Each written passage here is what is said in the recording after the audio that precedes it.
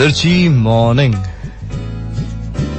રોહિત અને રાધિકા બંનેના મેરેજને 10 વર્ષ પૂરા થયા. એનિવર્સરીનું સેલિબ્રેશન હતું.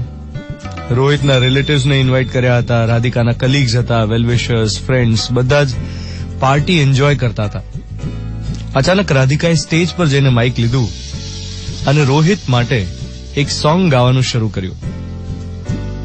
आपकी नजरों ने समझा प्यार के काबिल मुझे, दिल की है धड़कन ठहर जा, मिल गई मंजिल मुझे, आपकी नजरों ने समझा प्यार के काबिल मुझे.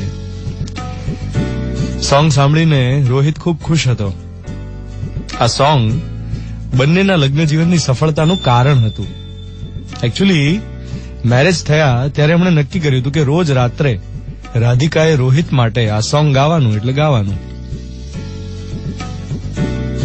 નિયમ, કોઈ જ બાંધછોડ નહીં આ નિયમમાં. 10 વર્ષથી રોજ રાત્રે આ સોંગ ગાઈને પછી જ ઊંઘી જવાનું, ગમે એવો ઝઘડો ના થયો હોય. પણ જેવું રાધિકા આ ગીત ગણગણે એટલે રોહિત બધું જ ભૂલી જાય. રોહિત બહારગામ ગયો હોય તો ફોન પર રાધિકા આ ગીત ગાઈ લે. પણ નિયમ એટલે નિયમ.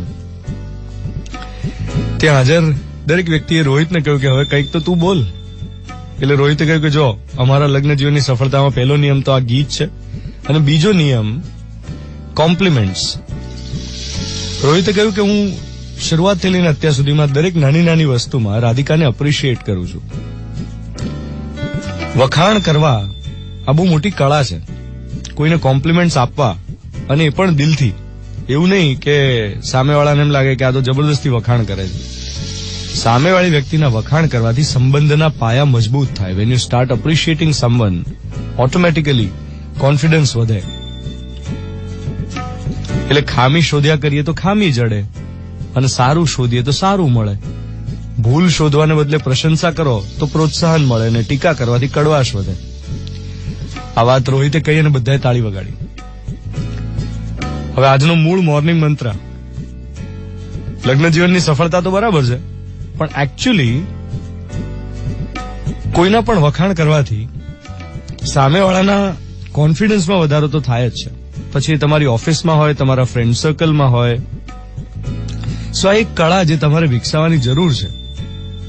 ઘણા લોકો નહીં પેલી બુક્સ ખરીદતા હોય કે how to make friends, how to win friends. એની જગ્યાએ એક સિમ્પલ નિયમ અપનાવી લઈએ ને કે રાઈટ ટાઈમે સામેવાળાને એપ્રિશિએટ કરો. અને કેવી રીતે એપ્રિશિએટ કરું? દિલથી. જો એટલું આવડી જાય ને તોય બહુ. આજના દિવસમાં ટ્રાય કરજો.